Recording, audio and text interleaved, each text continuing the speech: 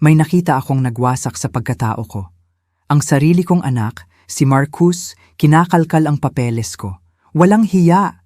Narinig ko mismo ang plano nilang nakawin ang bahay kong 20 milyong piso, PHP 20 mem. Tinawag pa niyang Mumo ang tulong ko. Talagang walang utang na loob. Ako, ang ilaw ng tahanan na nagpuyat para lang makapagtapos siya. Pero para sa kanila, balakid lang ako. Isang matandang aalisin sa kanilang daan. Pero nagkamali sila. Hindi nila alam, gumagana na ang kamera ko. Ang kanilang sekreto? Nakarecord na lahat. Nasa akin ang trump card. Hindi ako mananahimik. Ibalik ko ang aking dangal. At bibigyan ko sila ng leksyon na hinding-hindi nila makakalimutan. Kung nakaranas ka na ng ganito, kwentuhan mo ako. Saan ka nanonood? Ilang linggo na itong sira? At pakiramdam ko, lalo akong nanganganib. Isang 68 taong gulang na babaeng nakatira lang mag-isa, pagkatapos pilitin ni Marcus at ng asawa niyang si Angelica na tumira sila sa akin para mas maalagaan daw ako. Ang pait, hindi ba? Ang kabalintunaan.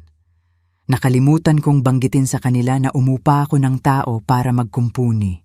Sanay na ako sa pagkontrol nila sa bawat aspeto ng buhay ko, kaya nawala lang sa isip ko. Pero salamat sa Diyos at nakalimutan ko dahil kung hindi, baka huli na nang nadiskubre ko ang katotohanan. Kaninang umaga, pagkaalis daw ni Marcus para sa job interview at pag-alis ni Angelica papuntang grocery, nagpa siya akong tingnan sa telepono ko kung gumagana na ba ang mga kamera. Ang app na ininstall ng technician ay nagpapahintulot sa akin na makita ang buong bahay ng real time. Noong una, naisip kong mamaya na lang itest. Pero may kung anong nagtulak sa akin na gawin ito agad. Tinap ko ang screen at nandoon sila. Malinaw na malinaw ang mga imahe ng sala ko. Para akong inatake sa puso. Hindi pala umalis sina Marcus at Angelica. Nandoon lang sila sa sala ko, nakakalat ang lahat ng dokumento ko sa coffee table. Para bang sarili nilang opisina. Hawak ni Marcus ang folder ng mga importanteng papel ko, yung folder na laging nakakandado sa desk ko sa kwarto. Si Angelica naman, may hawak na mga papel, sinusuri isa-isa sa liwanag na nanggagaling sa bintana. Ang kilos nila ay parang sanay na sanay sila, parang nagawa na nila ito dati. Nasaan ang orihinal na titulo? Rinig ko ang boses ni Angelica sa audio ng kamera. Ang tono niya ay malamig, kalkulado. Sabi ni Alfredo, kailangan niya talaga ang orihinal na dokumento para maging kapanipaniwala ang pandaraya. Alfredo. Kinilabutan ako sa pangalan na iyon. Siya ang abogado na nakilala ni Marcus sa isang bar, isang mukhang shady na tao na dati ko nang kinabahan. Ngayon, naintindihan ko na kung bakit. Dapat nandito lang yon, sagot ni Marcus, mabigat ang boses sa pagkadismaya. Napakamabusisi ni nanay sa mga bagay na ito. Napaka-organisado niya sa lahat. Ang salitang iyon ay lumabas sa bibig niya na parang isang sumpa. Ang parehong kaayusan at pag-iingat na dati niyang pinupuri sa akin ay ginagamit na niya ngayon laban sa akin. Lumapit si Angelica sa bintana, itinaas ang isang dokumento para makita ang liwanag. Tingnan mo ito, Marcus. Sinasabi dito na ang bahay ay nagkakahalaga ng mahigit 20 milyong piso, PHP 20,000 taon ayon sa huling appraisal. Tama si Alfredo, worth it ang lahat ng pagsisikap na ito. Ang bahay na binili ko sa pawis ng 30 taong pagtatrabaho bilang isang nurse. Ang bahay kung saan ko pinalaki si Marcus pagkatapos kaming iwan ng biological father niya noong 5 taong gulang pa lang siya. Ang bahay na plano kong ipamana sa kanya, hindi isang gantimpala para nakawin niya habang buhay pa ako. Kapag nasa pangalan na natin ang titulo, patuloy ni Angelica, pwede na natin itong ibenta at ilipat siya sa mas maliit na lugar. Isang 1-bedroom apartment, sapat na yon para sa huling mga taon niya. Ang huling mga taon niya. Pinag-uusapan nila ako, na para bang patay na ako, na para bang isa lang akong balakid na kailangang alisin sa daan nila patungo sa kasaganaan. Naglakad si Marcus patungo sa kwarto ko. Pinanood ko siya sa isa pang kamera habang binubuksan niya ang bawat drawer, naghahanap ng desperado. Dapat may safe deposit box siya o kung ano paman. Palagi siyang paranoid sa mga importanteng dokumento. Paranoid. Isa pang salita na dating nangangahulugang proteksyon, ngayon ay naging depekto. Bumalik siya sa sala na walang dala at ang mukha niya ay namumula sa pagkadismaya. Naghihintay si Angelica, nakakrus ang mga braso, halatang naiinis sa pagkaantala. Binigyan tayo ni Alfredo ng hanggang Biyernes para makuha ang orihinal na titulo, sabi niya rito. Kung wala iyon, hindi niya magagawa ang trabaho. At kung wala ang trabaho, patuloy tayong mabubuhay sa mga mumo na ibinibigay sa atin ng nanay mo. Mumo? Tinawag niyang mumo ang 40,000 piso, PHP 40,000. Bawat buwan na binibigay ko sa kanila para sa personal nilang gastos. Perang kinukuha ko pa sa katamtaman kong pensyon para lang maging tahimik ang bahay. Perang, tila, hindi sapat para sa ambisyon nila. Pipilitin pa natin siya, sabi ni Marcus, bumagsak sa paborito kong armchair. Sasabihin natin na para ito sa mga papel ng medical insurance niya, isang urgent na kailangan niyang pirmahan. Masyado na siyang nalilito nitong mga nakaraang araw, hindi na niya babasahin pa ang pinipirmahan niya. Nalilito. Totoo na minsan, mas matagal akong makaalala ng mga pangalan o petsa, isang bagay na normal lang sa edad ko. Pero sila ang nagpapatibay ng salaysay na iyon, pinagdududahan ako sa sarili kong katinuan sa tuwing kinu-question ko ang mga desisyon nila. Paano kung maghinala siya? Tanong ni Angelica. Nagkibit-balikat si Marcus na ang kawalang bahala ay dumurog sa puso ko. Anong gagawin niya? Tatawag ng pulis laban sa sarili niyang anak? Saka, kapag napirmahan na natin ang mga papel kay Alfredo, huli na para baligtarin ang proseso. Ngumiti si Angelica sa unang pagkakataon sa buong pag-uusap. Iyon ay isang ngiting malupit na sisiyahan. Perfect! Kung gayon, bukas, dadalhin natin sa kanya ang mga pekeng dokumento ni Alfredo at sasabihin natin na para ito sa pag-update ng will niya. Pipirmahan niya yun nang hindi na nagtatanong. Tumayo sila para iligpit ang mga dokumento ko pero hindi sa paraan na nakita nila. Ipinatong lang nila ng padaskol-daskol, walang kaayusan na lagi kong pinapanatili, para bang hindi na rin nila sinubukang itago na nagmamanman sila. Bago umalis ng kwarto, huminto si Marcus at tumingin ng diretso sa kinalalagyan ng kamera. Sa isang sandali, naisip kong nadiskubre niya ako, na alam niyang pinapanood ko sila, pero tumayo lang siya doon, nag-iisip. Sana hindi na natin kailangang gawin ito, bulong niya, mas sa sarili niya kaysa kay Angelica. Nanghihina ang loob mo? Tanong ni Angelica, ang tono ay pinaghalong gulat at inis. Hindi, pero... Napabuntong hininga ng malalim si Marcus. Nanay ko siya, Angelica, ang babaeng mag-isang nagpalaki sa akin na nagtrabaho ng double shift para lang maibigay sa akin ang lahat ng kailangan ko. Sa isang saglit, isang mikroskopikong kislap ng pag-asa ang sumindi sa dibdib ko. Siguro, may natira pa sa batang yumayakap sa akin noon tuwing may masamang panaginip siya. Siguro, may pag-asa pa para sa amin. Pero lumapit si Angelica sa kanya at inilagay ang kamay niya sa balikat ni Marcus. Marcus, mahal, isipin mo ang kinabukasan natin. Isipin mo ang mga anak na gusto nating magkaroon. Aasa ba tayo sa isang matanda na lalong nagiging senile araw-araw? Ang bahay na ito ang pagkakataon natin para maging independent, para makapagtayo ng sarili nating buhay. At ganoon lang, sa mga salitang iyon na parang lason, naglaho ang huling bakas ng mabait kong anak. Pinanood ko ang ekspresyon niya na tumigas ulit, habang muling bumabalik ang kasakiman sa mukha niya. Tama ka, sabi niya sa huli. Oras na para isipin natin ang sarili natin. Umalis sila ng kwarto at naiwan ako doon, nakaupo sa kusina, nakatingin sa screen ng telepono ko na para bang isang horror movie. Pero hindi iyon katang-isip. Iyon ang totoong buhay ko naguguho sa harap ng mga mata ko. Sa loob ng 35 taon, binuo ko ang lalaking iyon. Pinakain ko siya, binihisan. Pinag-aral ko siya, inaliw sa mga kabiguan niya at ipinagdiwang ang mga tagumpay niya. Nagtrabaho ako hanggang sa maubos ako. Para lang mabayaran ang kolehiyo niya, isinuko ko ang pagbuo ng sarili kong buhay pag-ibig para lang mag-focus sa kanya.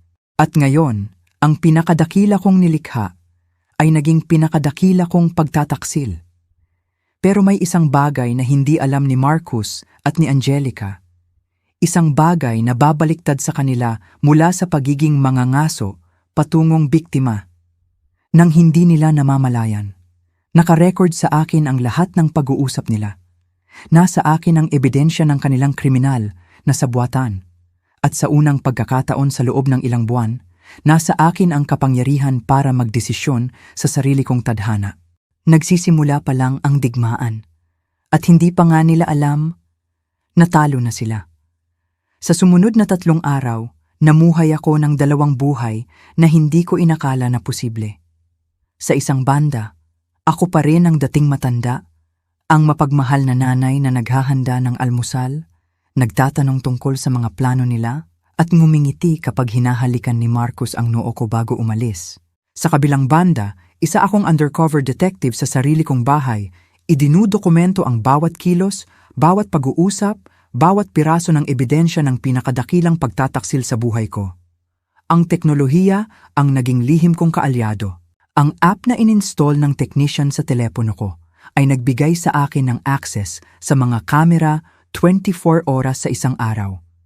Nakikita ko ang sala, ang kusina, ang pangunahing hallway. Kahit ang parte ng kwarto na ginawa ni na Marcus at Angelica na pribado nilang santuwaryo. Noong Martes ng umaga, nakita ko silang nagpaplano ng susunod nilang hakbang. Nakaupo si Angelica sa couch ko, bukas ang laptop niya at nakakalat sa paligid niya ang ilang papel. Si Marcus naman, naglalakad ng pabalik-balik, halatang kinakabahan. Sabi ni Alfredo, handa na ang mga dokumento. Imporma ni Angelica, nagbabasa ng kung ano sa screen. Pero kailangan niya tayong dalhan ng orihinal na titulo para sa huling paghahambing ng pirma.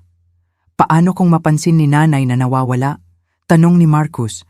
Kinakagat ang kuko niya, isang ugali niya noong bata pa na lagi kong sinubukan na itama. Tumingala si Angelica, dala ang malamig na ngiti na unti-unti kong nakikilala ng husto. Marcus, 68 na ang nanay mo. Ilang buwan na niyang hindi tinitingnan ang mga dokumento na iyon. Bukod pa rito, hihiramin lang natin ito ng ilang oras at ibabalik bago pa man niya mapansin. Hihiramin. Pinag-uusapan nila ang pagnanakaw ng titulo ng bahay ko, na para bang library book lang iyon. Pero paano kung huminto si Marcus sa gitna ng pangungusap at tumingin sa kusina kung saan ako raw ay naghahanda ng tanghalian? Paano kung ano? Giit ni Angelica.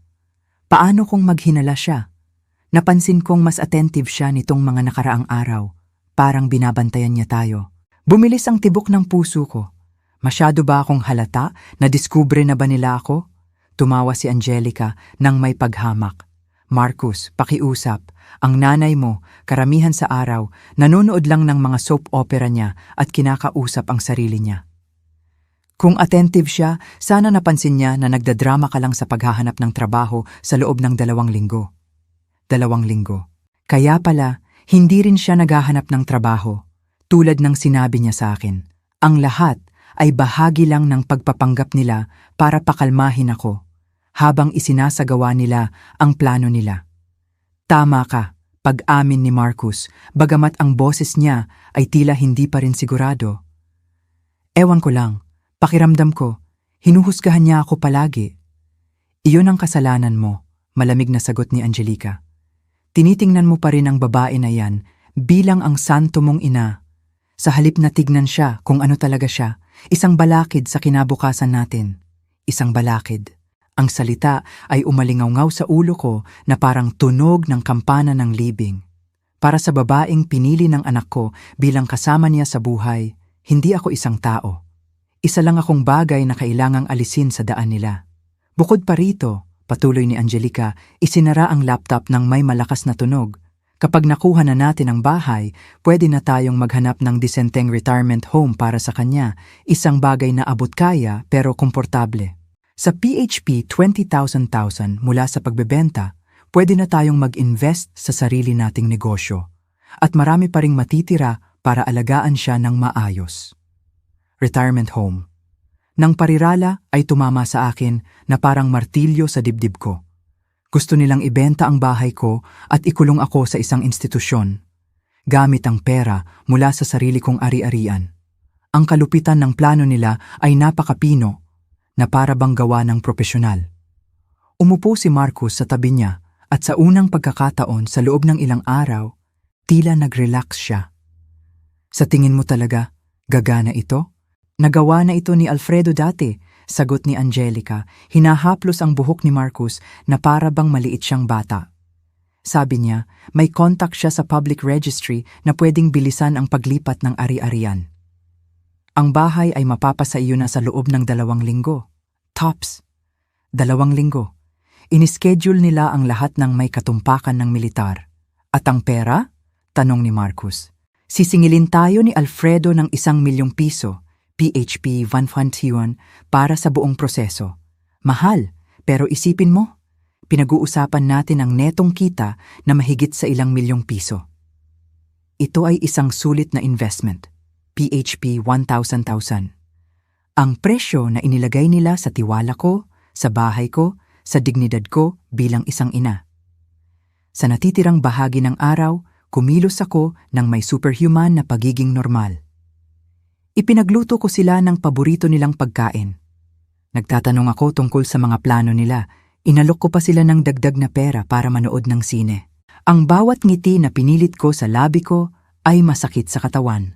Pero kailangan ko ng oras para iproseso ang nadiskubre ko at planuhin ang susunod kong hakbang. Nang gabing iyon, nang sa wakas ay natulog na sila, umupo ako sa kusina na may isang tasa ng tsaa at ang telepono ko. Sinuri ko ang lahat ng mga recordings mula sa araw na iyon. Kinukuha ang mga mental notes ng bawat importanteng detalye. Mayroon akong kumpletong mga pag-uusap kung saan inamin nila ang kanilang kriminal na plano. Mayroon akong mga petsa, mga pangalan, mga tiyak na halaga. May sapat akong ebidensya para sirain ang buhay nila kung gugustuhin ko. Pero may pumigil sa akin na tawagan agad ang pulis. Siguro, iyon ang huling bakas ng pag-asa na magigising si Marcus sa katotohanan. Siguro iyon ang pangangailangan kong lubos na maintindihan kung gaano kalayo ang kaya nilang gawin. O siguro, sa kaibuturan ng puso ko, kailangan ko ng direktang komprontasyon bago gumawa ng aksyon na hindi na mababawi. Ang Miyerkules ay sumikat na may kaunting ulan na humahampas sa mga bintana na parang luha mula sa langit. Nag-almusal sina Marcus at Angelica ng tahimik, nagpapalitan ng mga tinginan na hindi ko pinansin. May ibang tensyon sa hangin na para bang may isang mahalagang bagay na mangyayari. Nanay, sabi ni Marcus pagkatapos niyang uminom ng kape. Kailangan ka naming kausapin tungkol sa isang mahalagang bagay. Heto na, ang sandali na inihanda nila. Oo naman, anak ko, sagot ko. Umupo sa harap nila sa dining table. Tungkol saan ito? Lumunok si Angelica at inilagay ang isang folder na hindi ko kilala sa mesa. Marisol, iniisip namin ang kinabukasan mo, ang pinansyal mong seguridad. Ang pinansyal kong seguridad? Tanong ko. Talagang naguluhan sa direksyon ng pag-uusap. Oo, sumingit si Marcus. Hinawakan ang kamay ko nang may pekeng lambing na ngayon ay nakakasuka na sa akin. Nagsaliksik kami tungkol sa mga will, medical insurance, mga ganitong uri ng importanteng bagay na dapat ay may ayos na ang bawat tao sa edad mo. Binuksan ni Angelica ang folder at kinuha ang ilang dokumento na mukhang opisyal. Ang isang kaibigan naming abogado ni Marcus ay tumulong sa amin na ihanda ang ilang papel para i-update ang lahat ng legal documentation mo. Standard forms lang ito, walang komplikado. Alfredo. Dapat siyang naghanda ng mga mapanlinlang na dokumento na iyon. Anong klaseng mga dokumento? Tanong ko, nagpapanggap na naive tulad ng inaasahan nila sa akin. Basically, ito ay para siguraduhin na kung may mangyari sa'yo, paliwanag ni Marcus, parehong ang will mo at ang pagmamay-ari ng bahay ay nasa ayos na legally. Kasama rin dito ang isang authorization para sa amin na pangasiwaan ang medical at financial affairs mo kung sakaling hindi mo na kayang gawin ito sa sarili mo.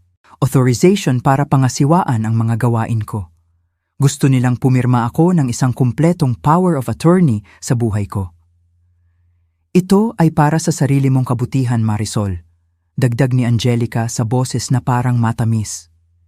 Isipin mo kung magkaroon ka ng aksidente o isang malubhang sakit.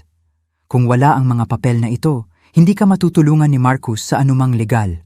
Inabot nila sa akin ang mga dokumento at nakita ko na puno ang mga ito ng komplikadong legal na termino. Buong mga talata sa maliliit na print na sadyang mahirap basahin at intindihin. Pero nagawa kong makita ang ilang susing salita: transfer, assignment of rights, irrevocable power. Hindi ko talaga naiintindihan ang lahat ng ito, sabi ko. Hawak ang mga papel at nagpapanggap na nalilito. Pwede mo ba itong ipaliwanag sa akin ng mas mabagal?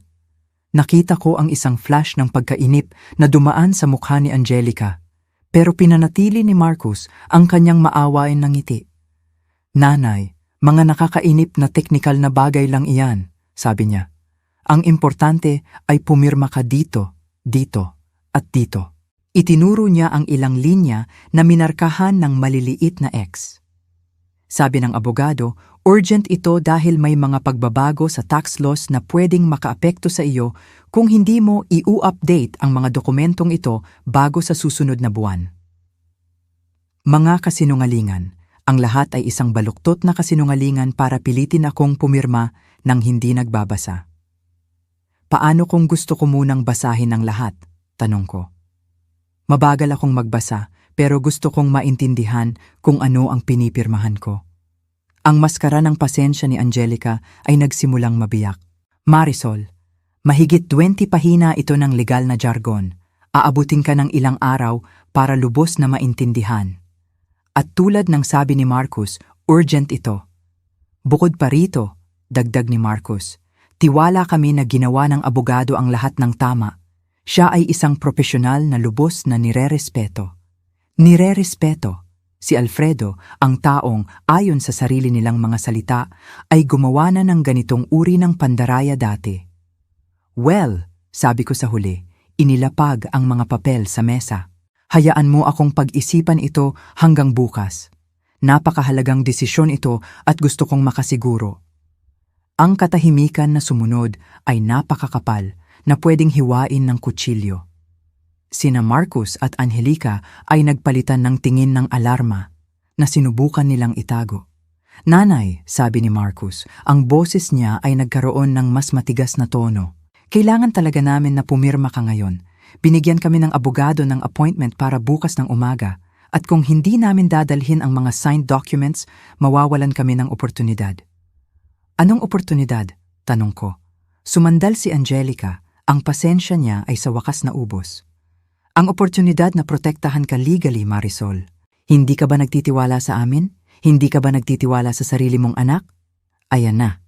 Ang emosyonal na manipulasyon na inireserba nila bilang final card nila, ginawang isyu ng tiwala ng pamilya ang pag-iingat ko. Oo naman, nagtitiwala ako sa inyo. Pagsisinungaling ko, dinampot ang ballpen na inilagay ni Marcus sa tabi ng mga dokumento. Gusto ko lang makasiguro. Pinanood ko silang agad na nag-relax. Ang mga mukha nila ay lumiwanag na may halo ng kaluwagan at nagtagumpay na pag-asa. Inakala nilang nanalo na sila. Hinawakan ko ang ballpen sa ibabaw ng unang linya ng pirma at huminto. Alam niyo kung ano? Tatawagan ko muna ang doktor ko para tanungin kung pwedeng maapektuhan nito ang medical insurance ko. Nanay! Sumabog si Marcus.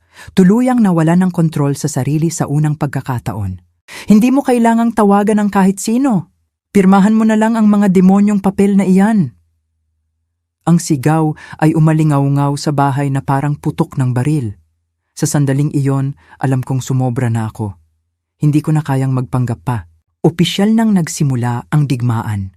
Ang sigaw ni Marcus ay umalingaw-ngaw pa rin sa tenga ko nang makita ko ang totoo niyang mukha sa unang pagkakataon sa loob ng ilang taon.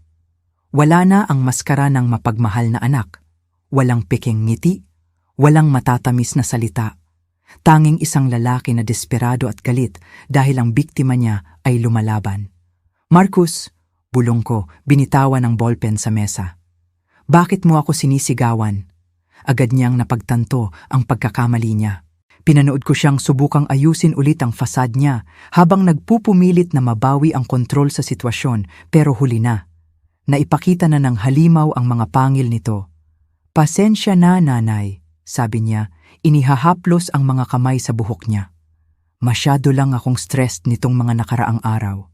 Ang financial situation, ang paghahanap ng trabaho, nakakapagod ang lahat. Inilagay ni Angelica ang kamay niya sa braso ni Marcus sa isang kilos na tila nakakapanatag. Pero alam kong isang tahimik na babala para kontrolin ang galit niya. Ang ibig sabihin ni Marcus, sumingit siya sa isang kalmadong boses, ay ang mga legal na proseso na ito ay napaka-stressful para sa lahat. Kaya mas mabuting tapusin na ito at huwag nang patagalin pa ng hindi kailangan. Nang hindi kailangan, na para bang ang pag-iingat ko ay isang senile whim at hindi ang pangunahing survival instinct ng isang babae na nadiskubre lang na ang sarili niyang pamilya ay nagtataksil sa kanya. Naiintindihan ko na stressed kayo, sabi ko. Tumayo mula sa mesa. Pero hindi ako pipirma ng kahit ano hanggang sa maging sigurado ako kung ano ang ibig sabihin nito. Matanda ako, hindi tanga. Ang mga salita ay lumabas sa bibig ko nang may mas malakas na puwersa kaysa sa ginamit ko sa loob ng ilang buwan. Nakita ko silang dalawa na tumigil, nagulat sa bigla kong katatagan. Walang nagsabi na tanga ka, bulong ni Marcus. Pero ang tono niya ay may mapanganib na gilid. Kung gayon, huwag niyo akong ituring na isa, sagot ko. Ang mga dokumentong ito ay mananatili dito hanggang sa magdesisyon ako kung ano ang gagawin sa kanila. Kinuha ko ang mga papel mula sa mesa at inilagay sa unang kitchen drawer na nakita ko. Ito ay isang simbolikong kilos, syempre, pero kailangan kong ipakita sa kanila na hawak ko pa rin ang kontrol sa sarili kong buhay.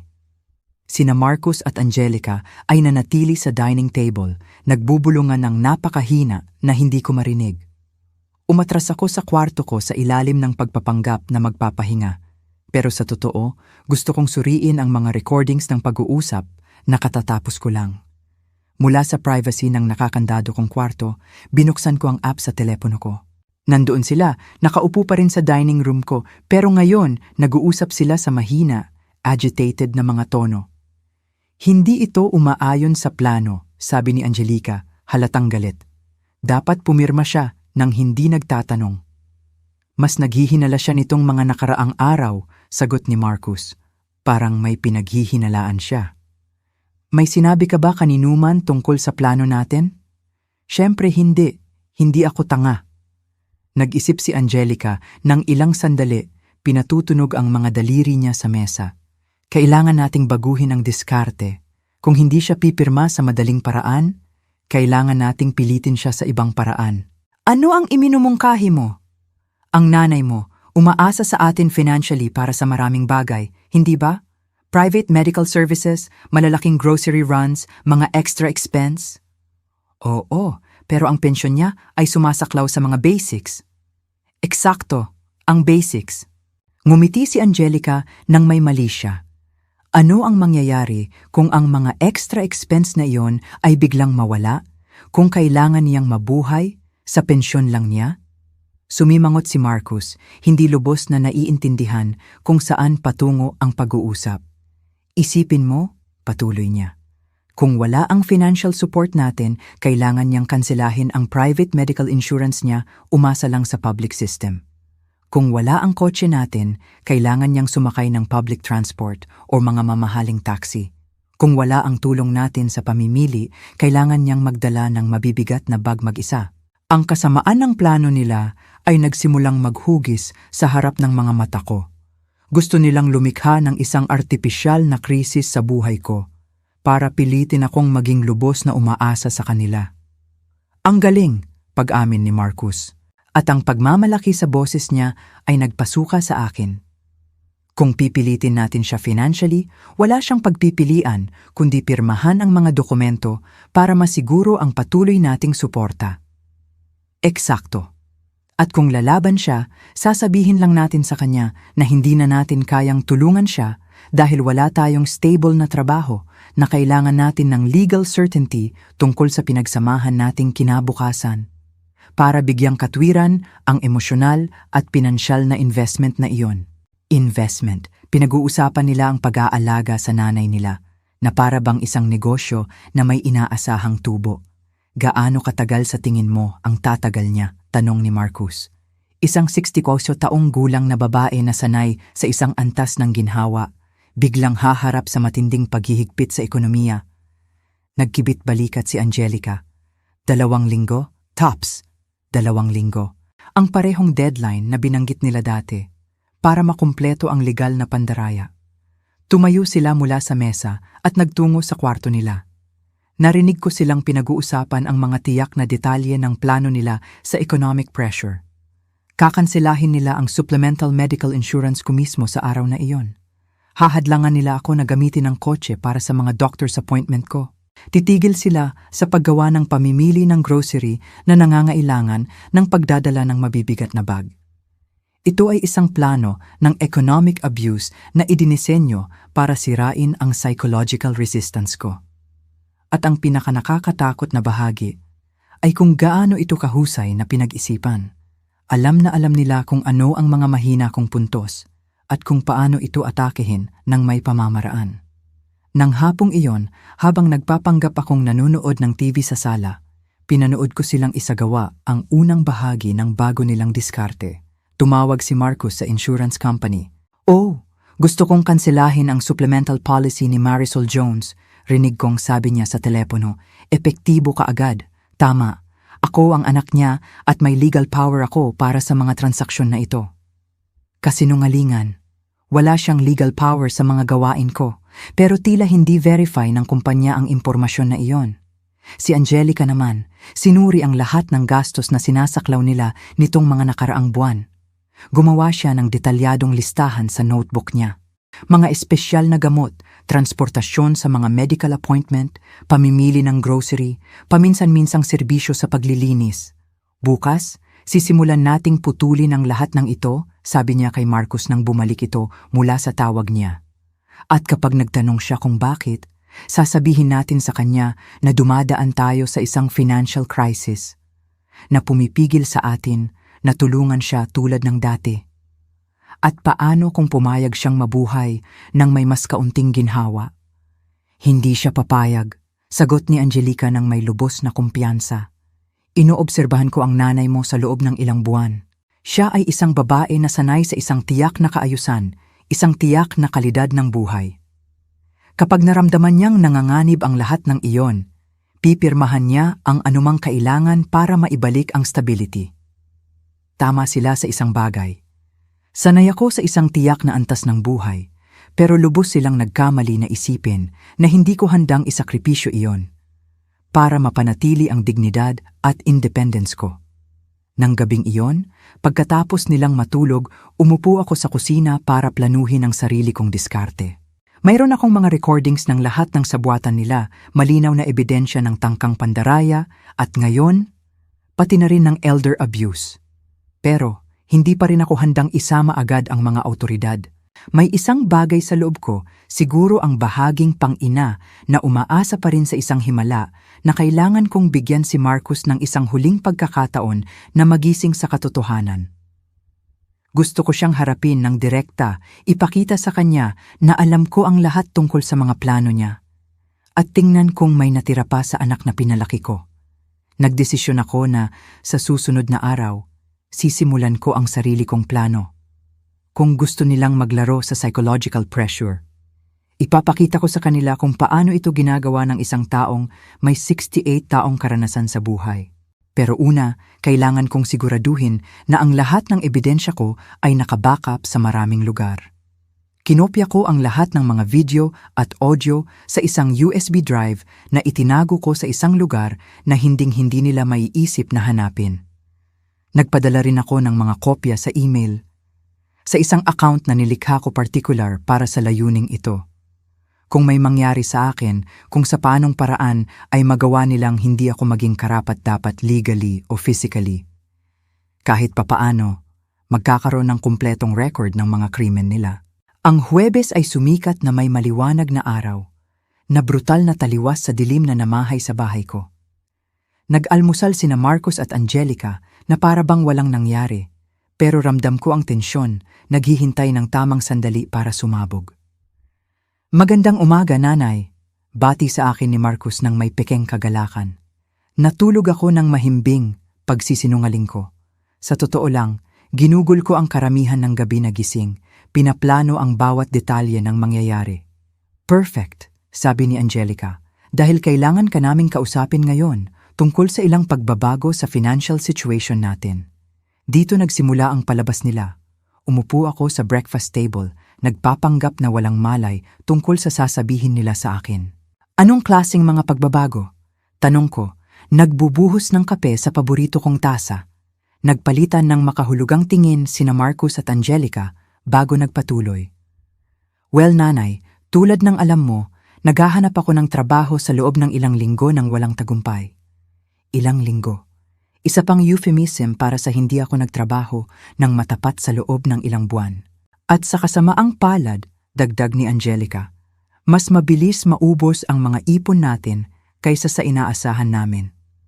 Ang mga ipon nila? Wala silang ipon. Nabubuhay sila ng buo sa kabutihang loob ko. At alam naming lahat iyon. Nangangahulugan iyon, patuloy ni Marcus ng may seryosong ekspresyon, na kailangan nating gumawa ng ilang temporary adjustments sa mga gastos sa bahay. Anong klaseng adjustments? Tanong ko, bagamat alam ko na ang sagot ng perpekto. Well, mga bagay tulad ng supplemental medical insurance mo, ang paggamit ng kotse para sa mga non-urgent appointment, ang ilan sa mga extra expense na sinasaklaw namin. Huminto si Marcus ng dramatically. Mga temporary measure lang yan, syempre, hanggang sa makahanap tayo ng mas permanenteng solusyon. Isang mas permanenteng solusyon? Ang pagkuha sa bahay ko. I see, sabi ko lang, humigop ng kape. At ano ang magiging permanenteng solusyon na iyon? Sumandal si Angelica, ang mga mata niya ay maliwanag sa pag-asa. Well, Marisol, kung pumirma tayo sa mga legal na dokumento mula kahapon, magkakaroon tayo ng legal security na kailangan para makagawa ng mga long-term investment sa sitwasyon ng pamilya natin. Long-term investments. Ang pagbebenta ng bahay ko at ang pagkulong sa akin sa isang retirement home. I see, sagot ko, nananatiling perpektong kalmado. Kaya pala, ang mga dokumento mula kahapon ay hindi lang pala para sa legal kong proteksyon. Napatigil sila. Ipinakita ko lang na lubos kong naiintindihan ang koneksyon sa pagitan ng economic blackmail nila at ng mga mapanlinlang na papel. Nanay, simula ni Marcus, gusto lang namin kung ano ang pinakamabuti para sa lahat. Hindi, putol ko, tumayo mula sa mesa. Gusto nyo kung ano ang pinakamabuti para sa inyo at handa kayong sirain ang sarili nyong ina para makuha iyon. Ang katahimikan na sumunod ay lubos. Sa wakas, pagkatapos ng ilang araw ng pag-arte, inilabas ko na ang lahat ng baraha ko. Ang digmaan ay hindi na lihim. Ito ay bukas, idineklara at walang tigil. Ang katahimikan sa kusina ay kumalat na parang oil slick. Sina Marcus at Angelica ay tumingin sa akin na may halo ng gulat at kalkulasyon, na para bang muling sinusuri nila ang kalaban nila. Hindi na ako ang naive na inang minamanipula nila. Ako ay isang babae na nadiskubre ang laro nila at handa nang harapin sila. Nanay, sabi ni Marcus sa huli, ang boses niya ay puno ng peking pag-aalala na ngayon ay kasuklam-suklam na sa akin. Sa tingin ko, mali ang interpretasyon mo sa intensyon namin. Oh, talaga? Sagot ko, nag-cross arms. Kung gayon, ipaliwanag mo sa akin kung bakit ang financial crisis nyo ay perpektong nagkataon sa pangangailangan nyo na pumirma ako sa mga dokumento na hindi nyo hahayaan na basahin ko. Sumingit si Angelica nang may condescending na ngiti na pinagbuti niya sa loob ng ilang buwan ng manipulasyon. Marisol, naiintindihan ko na maaari kang malito sa lahat ng komplikadong legal na impormasyon na ito. Hindi ako nalilito. Putol ko ng matalim. Ako ay naitataksilan. Ang salita ay lumapag sa mesa na parang isang bomba. Nakita ko si Marcus na pisikal na napakislot, na para bang sa wakas ay nauunawaan niya ang bigat ng ginagawa niya. Naitataksilan, ulit ko, tinatamasa ang bawat pantig. Ng anak na pinalaki ko mag-isa, na pinakain ko ng sarili kong pagod, na pinag-aral ko sa pagsasakripisyo ng sarili kong ginhawa? Ang anak na ngayon ay gusto akong nakawan ng bahay habang natutulog ako. Hindi ko gustong nakawan ka ng kahit ano. Sumabog si Marcus, hinampas ang mesa ng kamao niya. Ang lahat ng ginagawa ko ay iniisip ang pinagsamahan nating kinabukasan. Ang kinabukasan natin? Tumawa ako ng mapait. Marcus, ang plano mo ay isama ako sa isang retirement home gamit ang pera mula sa sarili kong bahay. Saang bahagi ng planong iyon ako kasama bilang pamilya at hindi bilang isang balakid? Sina Angelica at Marcus ay nagpalitan ng tingin ng alarma. Ipinakita ko lang sa kanila na alam ko ang higit pa sa kinalkula nila. Hindi ko alam kung saan mo nakukuha ang mga ideyang iyan, bulong ni Angelica. Pero nawala na ang lahat ng nauna niyang kumpiyansa. Mga ideya? Kinuha ko ang telepono ko mula sa bulsa ko at inilagay sa mesa. Gusto niyo bang ipaalala ko sa inyo ang eksaktong mga salita niyo tungkol sa paghahanap ng isang bagay na affordable pero komportable para sa huling mga taon ko? Ang kulay ay tuluyang nawala sa mga mukha nila. Tiningnan ni Marcus ang telepono na para bang ito ay isang makamandag na ahas. Hindi mo kami ni-record, bulong niya. Hindi, sagot ko nang may nakamamatay na kalmado. Ni-record niyo ang sarili niyo.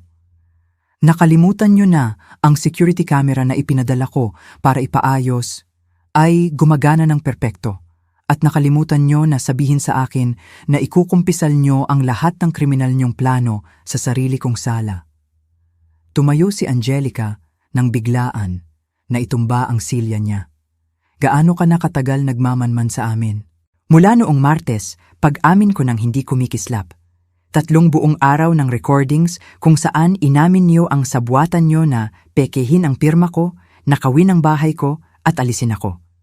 Mayroon akong kumpletong mga pag-uusap tungkol kay Alfredo, ang PHP 1,000,000 para sa pandaraya at ang mga plano niyo na ibenta ang ari-arian. Tumayo rin si Marcus, pero mas mukha siyang cornered animal kaysa isang banta. Nanay, pakiusap, hayaan mo akong magpaliwanag. Magpaliwanag ng ano? Tumataas ang boses ko sa unang pagkakataon sa pag-uusap. Na ang asawa mo ay tinitingnan ako bilang isang balakid? Na nagdadrama ka sa paghahanap ng trabaho habang nagpaplano kang nakawan ako? Na itinuturing mo ang buhay ko na nagkakahalaga lang ng PHP 20,000 na makukuha niyo sa bahay ko? Hindi ganon, sigaw niya. Pero ang mga mata niya ay puno ng luha, ng desperasyon. Hindi sinseridad. Kung gayon, sabihin mo sa akin, Marcus. Lumapit ako sa kanya hanggang sa magkaharap kami. Nang sabihin ni Angelica na oras na para tigilan ang pagtingin sa akin bilang ang santo mong ina, at simulan ang pagtingin sa akin bilang isang balakid, ano ang sagot mo? Katahimikan. Alam niyang hindi siya pwedeng magsinungaling dahil nasa akin ang eksaktong recording ng pag-uusap na yon. Ang sagot mo, patuloy ko ng walang tigil, ay, tama ka, oras na para isipin natin ang sarili natin. Iyon ang eksakto mong mga salita, Marcus. Pagkatapos ng 30 taon ng pagsasakripisyo para sa iyo, nagdesisyon ka na oras na para isakripisyo ako. Bumagsak si Marcus sa silya niya, tinatakpan ang mukha niya ng mga kamay niya. Sa isang sandali, naisip ko na dumating na sa wakas ang pagsisisi, ang pagkaunawa sa ginagawa niya. Pero hindi sumuko si Angelica. Fine, sabi niya. Binawi ang ilan sa composure niya. Ipagpalagay natin na meron kang mga recordings na yon. Ano ang plano mong gawin sa kanila?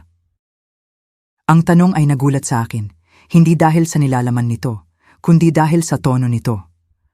Walang takot, walang pagmamakaawa. May paghamon. Pakiusap? Tanong ko. Nagtatanong ako kung ano ang plano mong gawin. Ulit niya, nag-cross arms. Dahil sa alam ko, si Marcus ay anak mo pa rin. Sisirain mo ba talaga ang sarili mong pamilya dahil lang sa isang bahay? Ang katapangan ng sagot niya ay nagpatahimik sa akin ng ilang sandali. Kahit na lubos na siyang nabisto, sinubukan pa rin niyang manipulahin ako. Sirain ang pamilya ko? Ulit ko ng mabagal. Angelica, sinira na ninyong dalawa ang pamilya na ito. Nagtatanggol lang ako. Nagtatanggol sa sarili? Pangungutya niya. Isang 68 taong gulang na babae, mag-isa, na walang pamilya, kundi kami. Ano ang gagawin mo, Marisol? Tatawag ng pulis? Isusumbong ang nag-iisa mong anak? May isang bagay sa tono niya na nagbigay sa akin ng high alert. Hindi lang ito kayabangan. Ito ay kumpiyansa na para bang may alam siyang hindi ko alam. Kung kinakailangan, sagot ko. Ngumiti si Angelica at ang nangiti na iyon ay purong mali siya. At sino ang maniniwala sa iyo? Isang matandang babae na nakatira mag-isa, na sa sarili niyang pag-amin ay nagmamanman sa pamilya niya, na may halatang problema sa tiwala at paranoia? May ebidensya ako. Mayroon kang illegally obtained recordings, putol niya sa akin. Mga recordings na ginawa ng walang pahintulot namin sa isang ari-arian kung saan may legal right of residence kami. Ang anumang mediocre lawyer ay gagawing inadmissible iyan sa loob ng 5 minuto.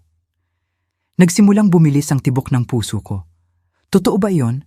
Nawalan ba ng legal value ang mga recordings ko dahil sa kung paano ko ito nakuha? Bukod pa rito, patuloy ni Angelica, ngayon ay naglalakad sa paligid ng mesa na parang isang predator.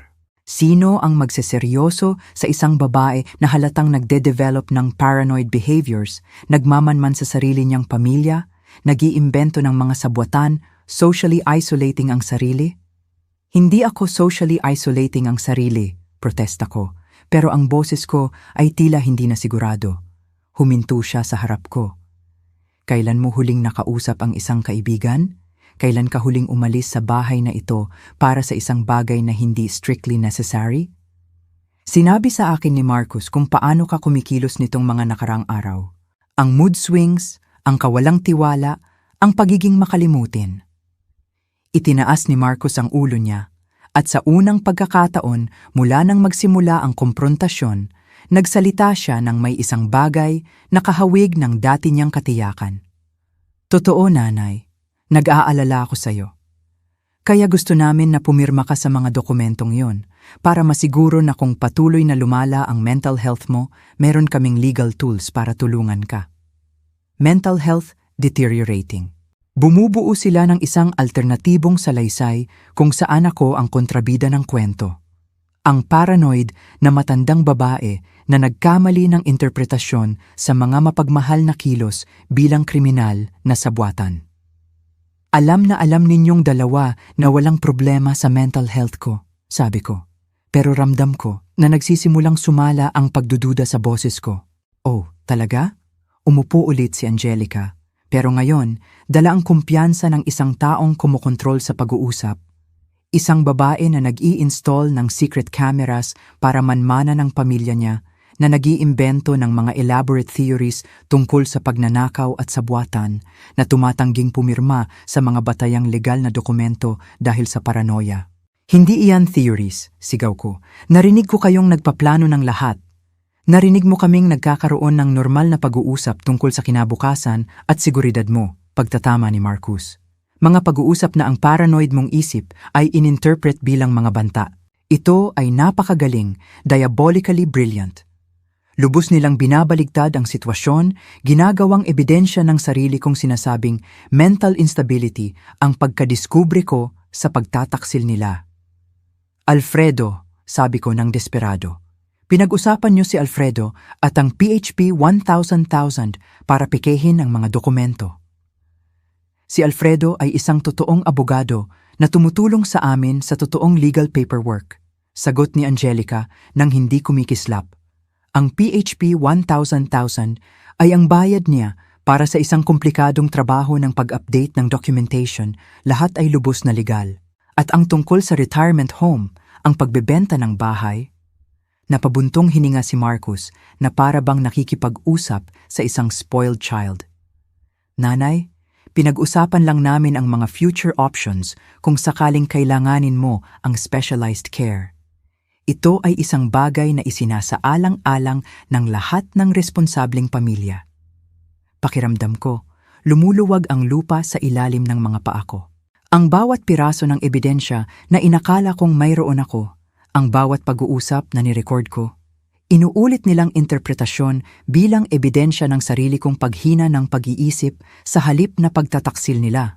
Pero sinabi niyo na ako ay isang balakid. Bulong ko, ramdam ko na nawawala ang kumpiyansa ko. Sinabi namin na ang paglaban mo sa pagpaplano ng kinabukasan mo ay isang balakid para tulungan ka namin ng maayos. Pagtatama ni Angelica sa isang pasensyosong tono na para bang nakikipag-usap sa isang psychiatric patient. Nanay, lumapit si Marcus at inilagay ang mga kamay niya sa balikat ko. Nag-aalala kami sa iyo. Ang pag-uugali na ito ay hindi normal. Ang paranoia, ang mga akusasyon, ang pagmamanman sa sarili mong pamilya. Siguro, kailangan mong kausapin ng isang tao. Isang profesional, isang psychiatrist. Gusto nilang gawin akong mukhang baliw para i-invalidate ang anumang paglaban sa mga plano nila. Pero pagkatapos, may naalala ako, isang bagay na hindi nila pwedeng i-reinterpret o manipulahin. Kung ang lahat ay napaka-inosente, sabi ko, nabawi ang ilan sa lakas ko. Hindi kayo mag-aalala na ipakita ang mga dokumentong iyan na gusto niyong pirmahan ko sa isang independent lawyer, hindi si Alfredo, isang taong pipiliin ko. Ang katahimikan na sumunod ay nagbigay sa akin ng lahat ng sagot na kailangan ko. Sina Angelica at Marcus ay nagtinginan sa isa't isa, at sa tingin na iyon, nakita ko ang takot na itinatago nila sa ilalim ng bago nilang diskarte sa manipulasyon. Oo naman, sabi ni Angelica sa huli, pero ang boses niya ay nawala na ang lahat ng nauna niyang kumpiyansa.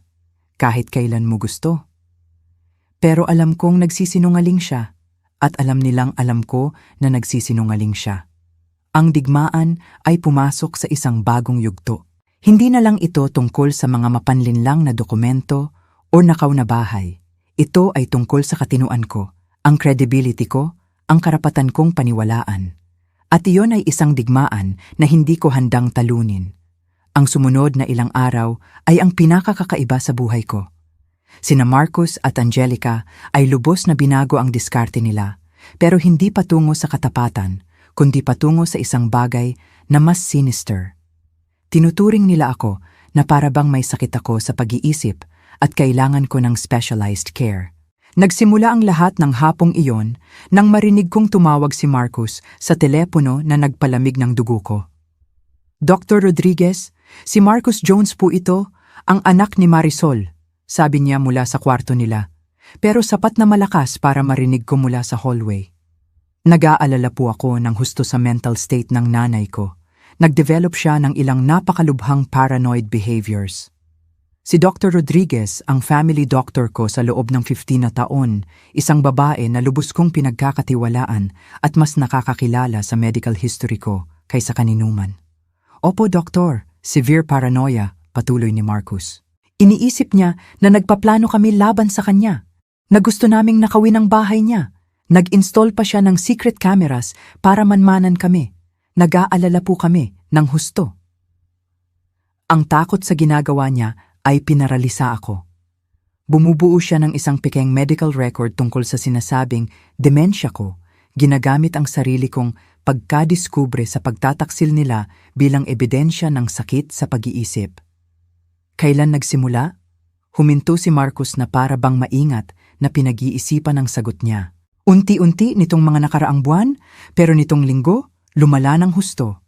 Kahapon, direkta niya kaming inakusahan na gusto namin siyang ilagay sa isang retirement home. Isa pang paghinto. Opo, doktor. Naiintindihan ko na sensitive matter ito, pero sa totoo lang, natatakot kami. Hindi namin alam kung gaano kalayo ang pwedeng abutin ng paranoia niya. Natatakot? Ginawa nilang banta laban sa kanila ang pagkadiskubre ko sa kriminal nilang plano. Tumakbo ako sa kwarto ko at ikinandado ang pinto. Nanginginig ang mga kamay ko habang binubuksan ko ang camera app sa telepono ko. Kailangan ko ring i-record ang pag-uusap na ito.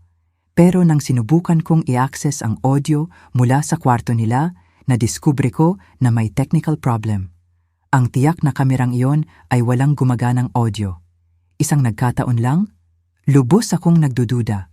Sa natitirang bahagi ng hapon, tinrato ako ni na Marcus at Angelica ng may labis na kabaitan na mas nakakatakot kaysa sa nauna nilang galit. Kinakausap nila ako sa mahihinang boses na para bang isang maliit na bata o isang taong may malubhang sakit. Nanay, okay ka ba? Tanong sa akin ni Marcus tuwing kalahating oras. Hindi ka ba sumasakit ang ulo? Hindi ka ba nalilito? Mukha ka kasing medyo maputla, Marisol, dagdag ni Angelica. Maayos ba ang tulog mo? Wala ka bang kakaibang masamang panaginip? Ang bawat tanong ay isang bitag. Kung sasabihin kong nalilito ako, kukumpirmahin ko ang salaysay nila ng paghina ng pag-iisip. Kung sasabihin kong hindi, pwedeng i-interpret nila ang pagtanggi ko bilang ebidensya na hindi ako aware sa sarili kong kondisyon. Nang gabing iyon, mula sa kwarto ko, narinig ko silang nagpaplano ng susunod na bahagi ng diskarte nila. Bukas, tatawagan ko si Dr. Rodriguez para mag-schedule ng urgent appointment, sabi ni Angelica. Kailangan natin ng isang profesional na opisyal na magdodokumento ng paglala ng mental state niya. Paano kung tumanggi siyang pumunta? Tanong ni Marcus. Hindi siya pwedeng tumanggi. Sasabihin natin sa kanya na isa itong routine check-up para sa blood pressure niya. Kapag nasa opisina na siya, kakausapin natin ng doktor ng pribado para ipaliwanag ang totoong sitwasyon. Sa tingin mo, maniniwala sa atin ang doktor? Tayo ang pamilya niya. Nakatira tayo sa kanya. Inoobserbahan ang pag-uugali niya araw-araw. Bukod pa rito, ang paranoia sa mga matatanda ay napakakaraniwan. Nakakita na ang doktor ng mga kaso na tulad nito dati. Tama sila sa isang bagay. Mayroong paranoia sa mga matatanda at madalas itong nakikita ng mga doktor. Pero ang hindi nila pwedeng gawin ay gumawa ng mga dekada ng medical history na nagpapakita ng perpekto kong katinoan. O baka pwede. Ang sumunod na araw, Biyernes, inihayag ni Marcos sa almusal na nag-schedule siya ng doctor's appointment para sa akin. Isang routine check-up lang, nanay, sabi niya ng may bagong condescending na boses na nabuo niya. Para lang i-check ang blood pressure mo at siguraduhin na maayos ang lahat. Hindi ko kailangan ng check-up, sagot ko. Ayos na ayos ang pakiramdam ko. Siyempre, ayos ang pakiramdam mo, sumingit si Angelica. Pero sa edad mo, importante ang regular na check-ups. Bukod pa rito, medyo kakaiba ka nitong mga nakaraang araw, mas nerbyoso, mas kawalang tiwala. Hindi ako nerbyoso o kawalang tiwala, sabi ko ng matatag. Naka-alert ako dahil nadiskubre ko na ang sarili kong pamilya ay nagtataksil sa akin.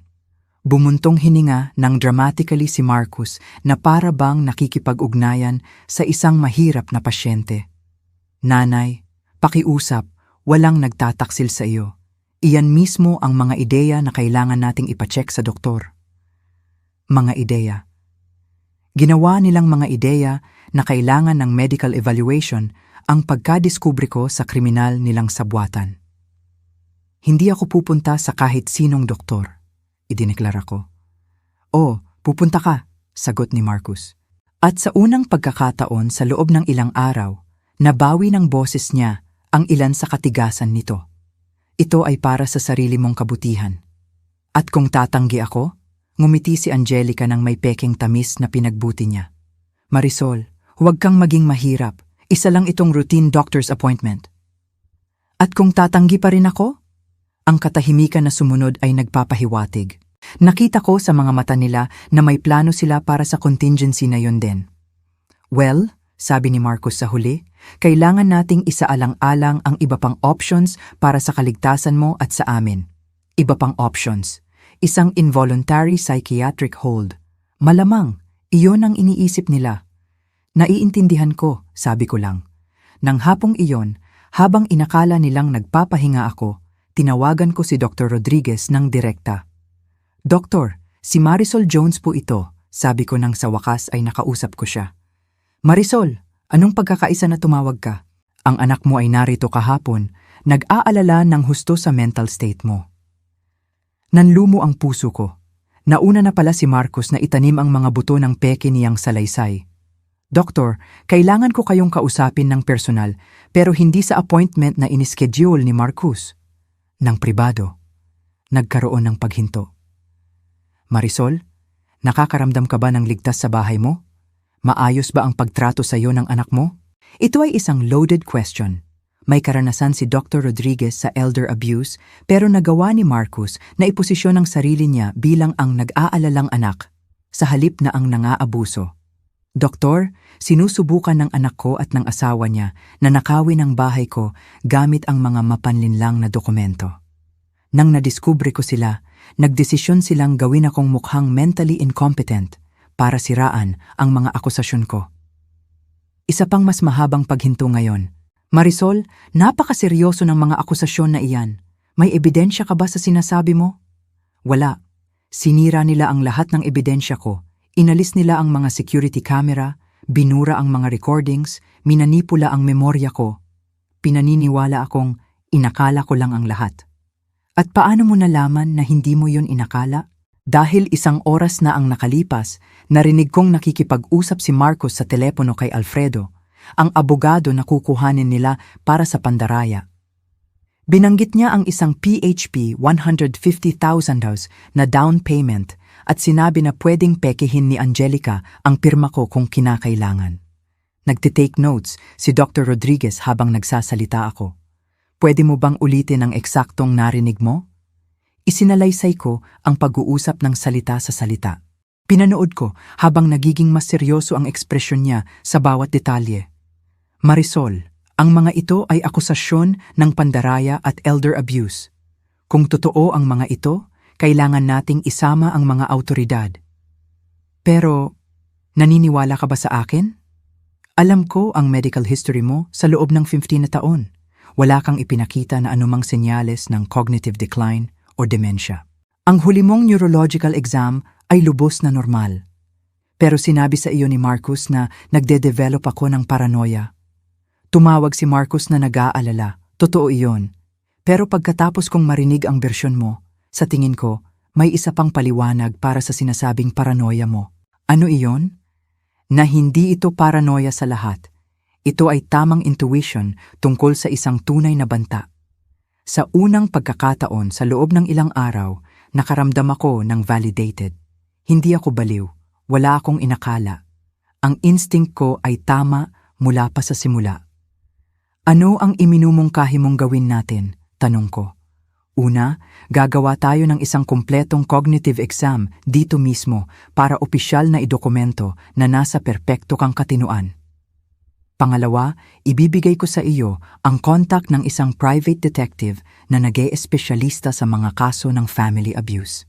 Pangatlo, kakausapin natin ang isang abogado na nag-e-espesyalista sa elder protection. At si Marcus ay walang pwedeng malaman tungkol dito hanggang sa mayroon na tayong lahat ng legal protection.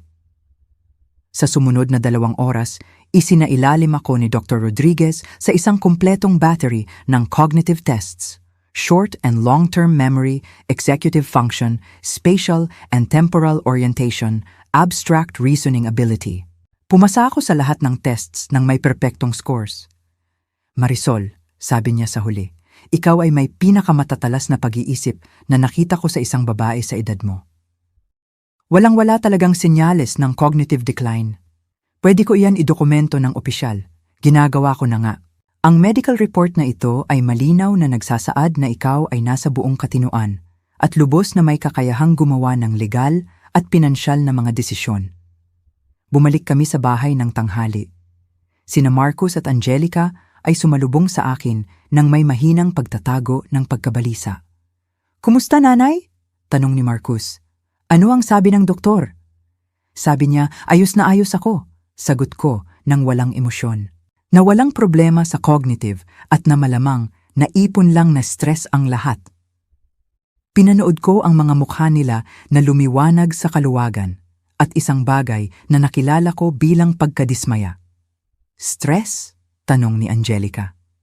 "Bakit stress?"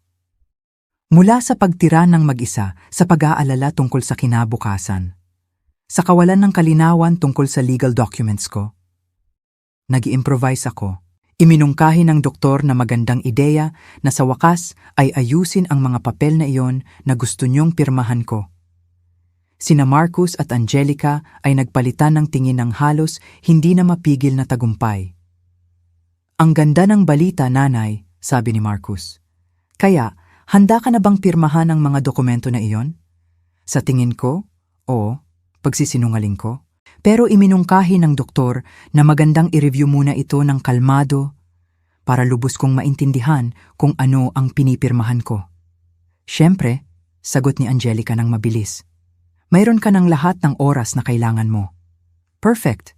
Pwede nating i-review ito nang magkasama bukas ng hapon. Gusto kong maging lubos na sigurado bago ako pumirma. Walang anuman.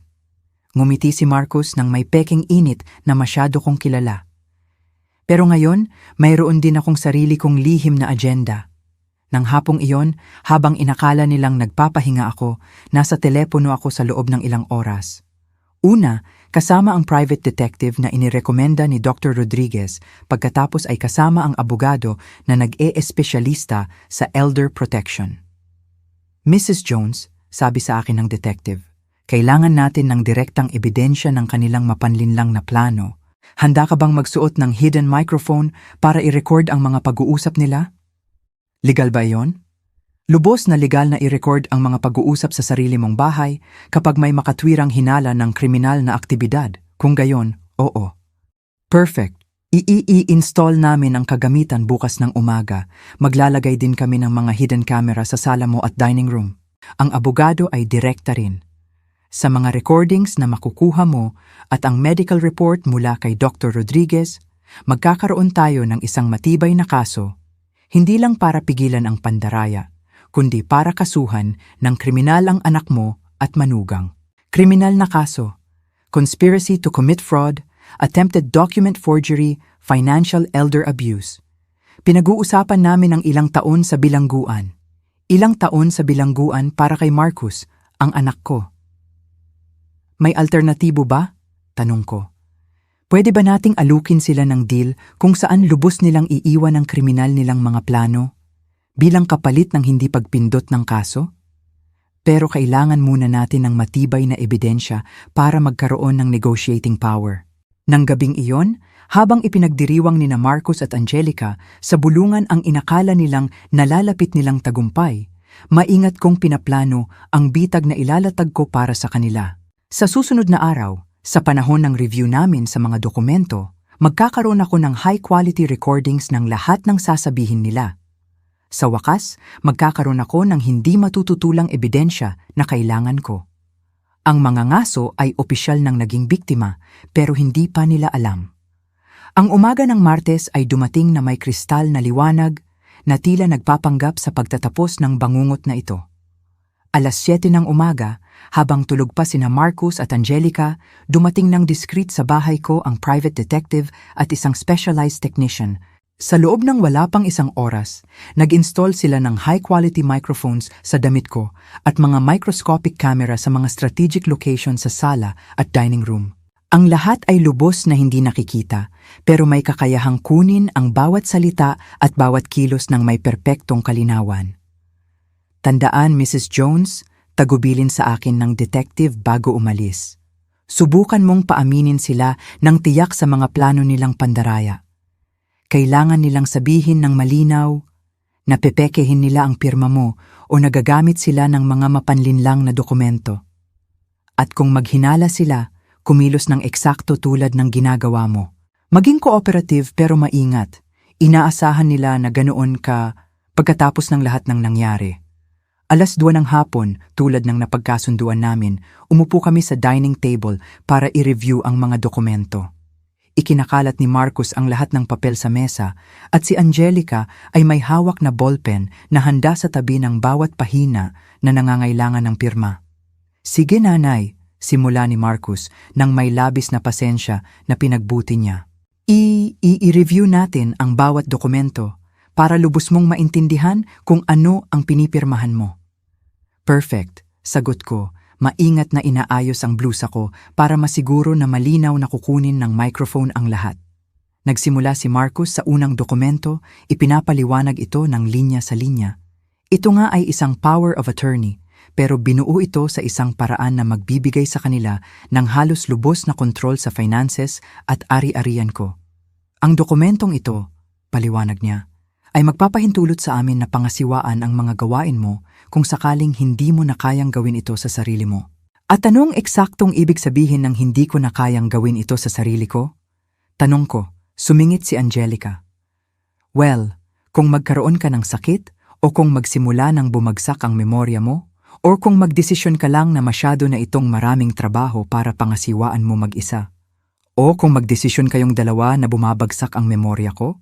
Tanong ko ng may tila inosente, bahagyang kinabahan si Marcus. Bakit mo naman nasabi iyan, nanay? Well, pagkatapos ng nangyari noong nakaraang linggo, noong inakala nyo na nagde-develop ako ng paranoia. Iba yon, mabilis niyang sagot. Nagpapakita ka ng totoong symptoms ng pagkalito. Totoong symptoms o convenient symptoms? Ang katahimikan na sumunod ay nakakabingi. Pinanood ko sina Marcus at Angelica na nagpapalitan ng mga babalang tingin. Hindi ko maintindihan kung ano ang ibig mong sabihin, sabi ni Angelica sa huli. Ang ibig kong sabihin, napaka-convenient na sa tuwing nadidiskubre ko na gusto niyo akong pumirma sa mga dokumento na hindi ko lubos na naiintindihan.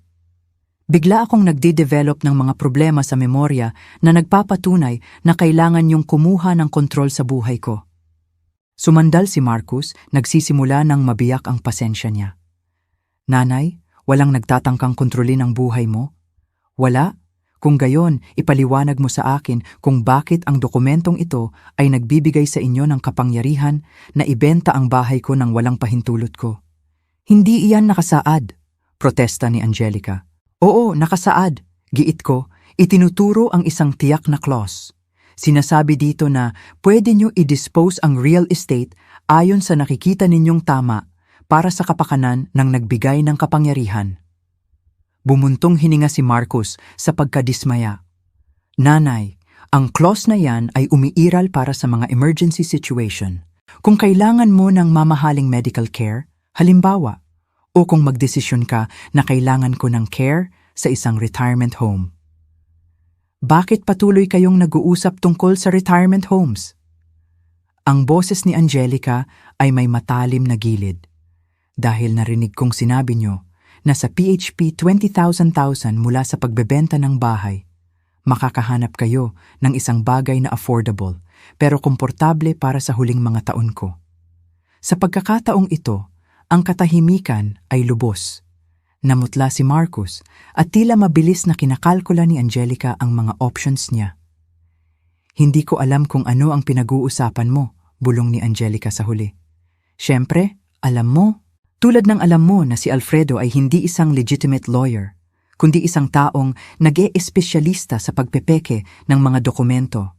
Tumayo si Marcus ng biglaan mula sa mesa. Saan mo narinig ang pangalan na iyan?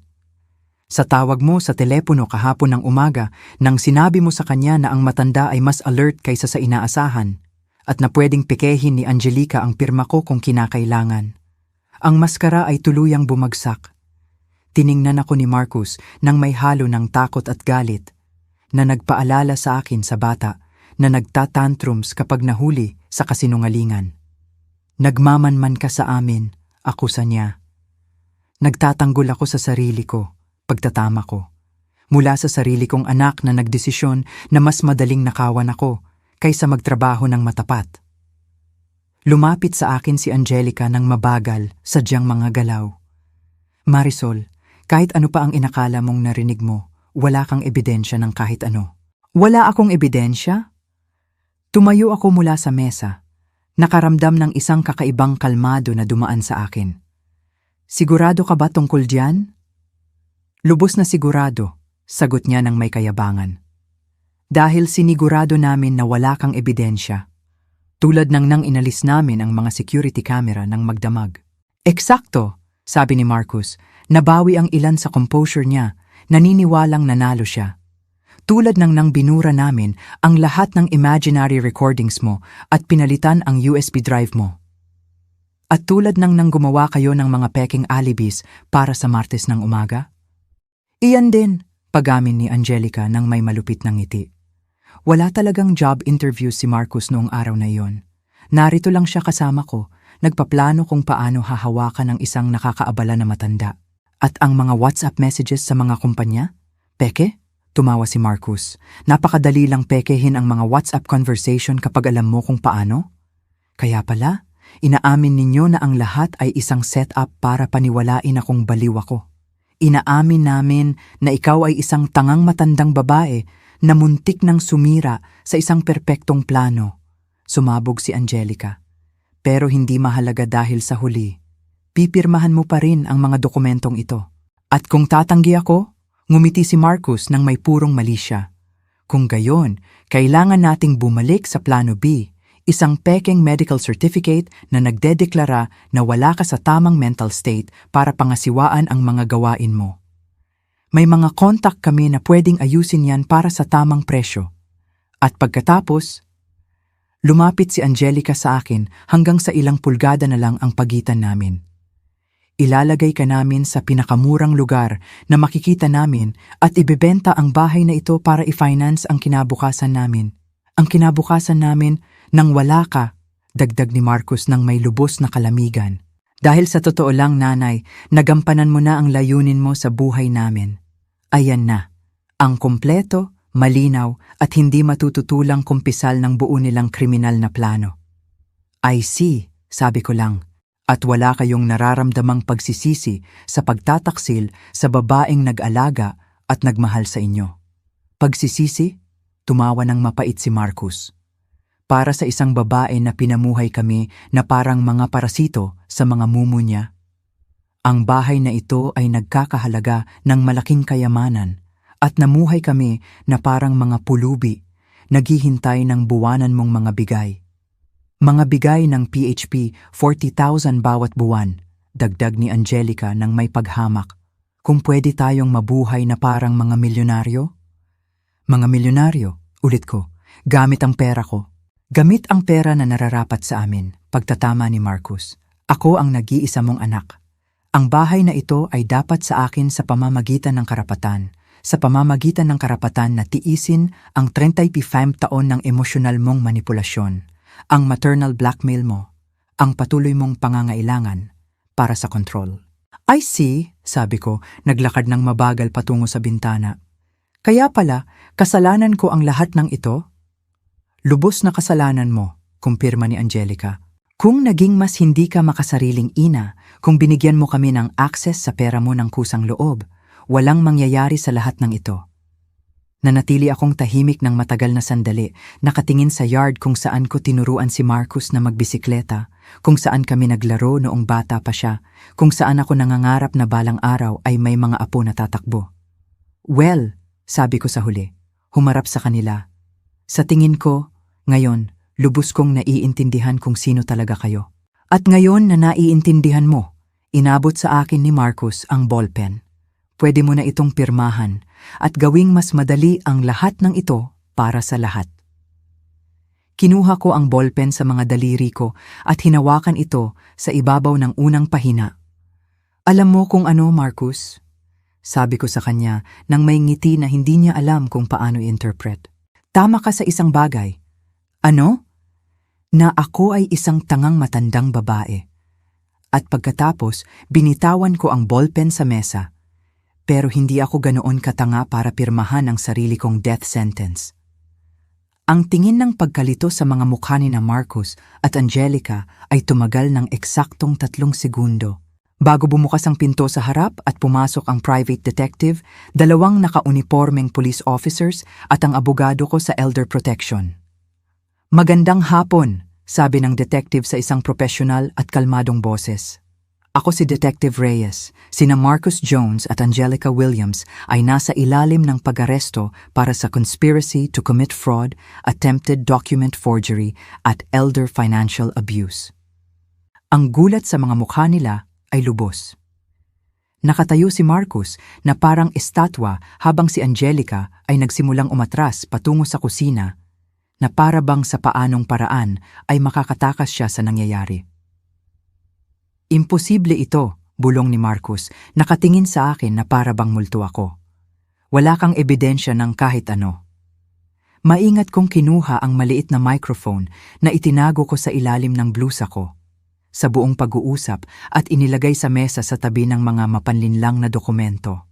Sa totoo lang, Meron akong high-quality recordings ng buong pag-uusap na katatapos lang natin. Mga recordings kung saan tahasan ninyong inamin ang plano nyo na pekehin ang pirma ko, nakawin ang bahay ko, i-institutionalize ako laban sa kalooban ko, at kumuha ng mga peking medical certificate para ipadeklara akong mentally incompetent. Lumapit ang abogado sa mesa at nagsimulang kolektahin ang mga dokumento habang nagpapaliwanag. Bukod pa sa mga audio recordings, meron kaming high-definition video ng buong pag-uusap na ito. Salamat sa mga kamera na ininstall namin ngayong umaga habang natutulog kayo. Mayroon din kaming kumpletong medical report mula kay Dr. Rodriguez na categorically nagsasaad na si Mrs. Jones ay nasa perpektong katinuan at lubos na may kakayahang gumawa ng legal na mga desisyon. Sa wakas, nahanap ni Angelica ang boses niya, bagamat ito ay tila basag at desperado. Ito ay isang ilegal na bitag. Ni-record mo kami nang walang pahintulot namin.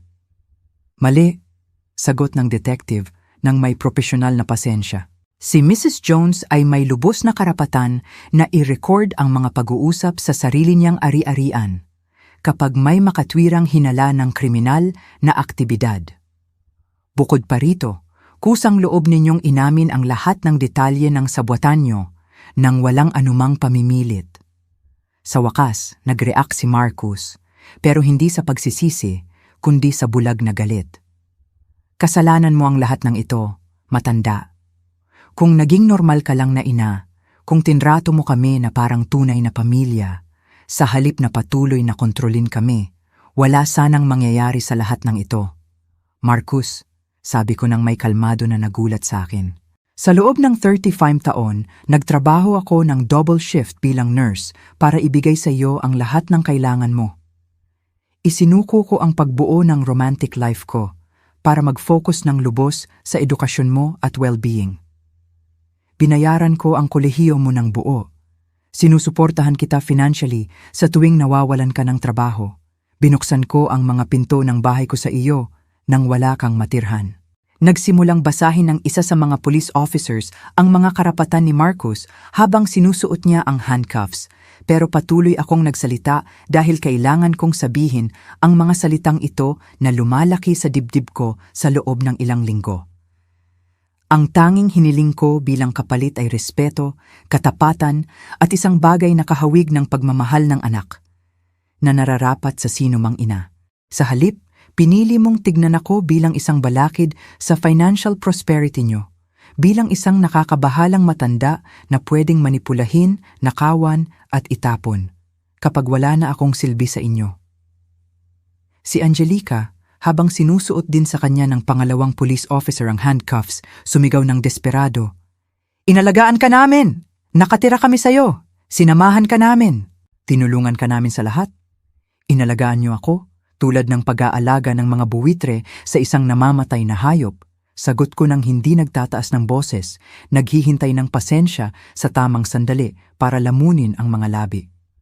Ang tanging pagkakaiba ay hindi nyo hinintay na mamatay ako ng natural. Nagdesisyon kayong bilisan ang proseso sa pamamagitan ng pandaraya at psychological manipulation. Ipinaliwanag sa akin ng detective habang inilalabas nila sina Marcus at Angelica patungo sa pinto. Mrs. Jones, sa ebidensya na nakalap namin, handa ang piskal na magsampa ng kaso para sa criminal conspiracy, attempted fraud, document forgery, elder financial abuse, at psychological manipulation na may layuning gawing mentally incapacitated ang isang biktima. Pinag-uusapan namin ang mga sentensya na pwedeng umabot mula 5 hanggang 15 taon sa bilangguan para sa bawat isa sa kanila. At kung gusto kong alukan sila ng isang uri ng deal? Tanong ko, nararamdaman ang huling bakas ng pagmamahal ng ina na tila hindi kailanman ganap na namamatay. Sumingit ang abogado ko. Pwede nating isaalang-alang ang isang deal kung saan tatalikuran nila ang anumang future claim sa ari-arian o mana mo, mananatili sa minimum distance na 500 feet mula sa iyo ng permanente at kumpletuhin ang mga rehabilitation program para sa family abuse. Bilang kapalit, patuloy niya, pwede mong isaalang-alang na huwag igiit ang maximum na kriminal na sentensya. Si Marcus, mula sa pinto sa harap, na ang mga kamay ay nakaposas sa likod niya. Tumingin sa akin nang may mga mata na pinaghalong galit at desperadong pagmamakaawa. Nanay, pakiusap, pag-isipan mo, ako ang nag-iisa mong anak. Sisirain mo ba talaga ang sarili mong pamilya dahil lang sa isang bahay? Ang tanong na nagpapahirap sa akin sa loob ng ilang araw ay sa wakas ay may malinaw at tiyak na sagot. Marcus, sinira mo ang pamilya na ito sa sandaling nagdesisyon ka, na ang buhay ko ay nagkakahalaga lang ng dollars na makukuha nyo sa bahay ko. Nagtatanggol lang ako sa natitira sa dignidad ko at sa karapatan kong mamuhay ng payapa sa mga tao na natitira sa akin. Pagkatapos dalhin sina Marcus at Angelica, nag-iisa ako sa bahay ko sa unang pagkakataon sa loob ng ilang buwan. Ang katahimikan ay malalim pero hindi nakakatakot. Ito ay ang katahimikan ng naibalik na kapayapaan, ng naalis na panganib, ng pagtataksil na sa wakas ay nabisto at naparusahan. Umupo ako sa paborito kong armchair, ang parehong armchair kung saan ko madalas na inaliw si Marcus noong bata pa siya, kung saan ko siya binabasahan ng mga kwento, kung saan kami nanonood ng mga pelikula nang magkasama noong adolescence niya. Ngayon, ito ay armchair ko lang ulit, sa bahay ko, sa buhay ko, na sa wakas ay ganap na pag-aari ko. 3 buwan na ang nakalipas, tinanggap ni na Marcus at Angelica ang deal na inalok namin sa kanila. Tinalikuran nila ang lahat ng karapatan sa ari-arian ko. Pumayag na lumayo sa akin ng permanente at kumumpleto ng mga rehabilitation program. Bilang kapalit, naglingkod lang sila ng 18 buwan sa bilangguan, sa halip na 10 taon na pwedeng harapin nila. May ilang tao na nagtanong sa akin kung hindi ako nagsisisi na naging masyadong mahigpit sa nag-iisa kong anak. Ang sagot ko ay laging pareho. Hindi ako nagsisisi na pinalaki ko siya noong siya ay isang walang kalaban-laban na bata na nangangailangan ng pagmamahal. Nagsisisi lang ako na hindi ko naintindihan ng mas maaga, na ang kabaitan ng ina ay hindi kailanman dapat isagawa sa halaga ng pagkasira sa sarili. Ngayon, namumuhay ako ng payapa sa bahay ko, napapalibutan ng mga kapitbahay na naging bago kong pamilya na pinili. Natutunan ko na ang tunay na pamilya ay hindi tinutukoy ng dugo o legal na mga dokumento, kundi ng paggalang sa isa't isa, katapatan at tunay na pagmamahal. At kapag tinitingnan ko ulit ang lahat ng pinagdaanan ko, napagtanto ko na ang babaeng lumabas sa karanasang iyon ay mas malakas, mas matalino, at walang hanggan na mas malaya kaysa sa pumasok dito. Minsan, para mailigtas ang sarili mo, kailangan mong maging handa na mawala ang mga inakala mong pinakamamahal mo. Sa huli, tinanggap ni na Marcus at Angelica ang deal. Tinalikuran nila ang lahat ng karapatan sa bahay ko. Naglingkod lang sila ng maikling panahon, pero nakita ko ang pagbagsak ng kanilang kayabangan. Hindi ako nagsisisi sa naging desisyon ko. Hindi ko pinagsisisihan ang pagmamahal ko sa kanya. Ang pagsisihan ko lang ay ang hindi ko pag-intindi agad na ang kabaitan ko ay hindi dapat maging kapalit ng pagkasira ko. Ngayon, payapa akong namumuhay sa aking tahanan. Ang tunay na pamilya hindi sa dugo makikita, kundi sa respeto, sa katapatan. Ang kwento ko, sana ay maging leksyon ito. Minsan, para mailigtas mo ang sarili mo, kailangan mong pakawalan ang mga akala mo ay mahal mo. Kumusta ang naging pakiramdam niyo sa pagtatapos na ito? I-like at i-share niyo ang kwento at huwag kalimutang mag-comment.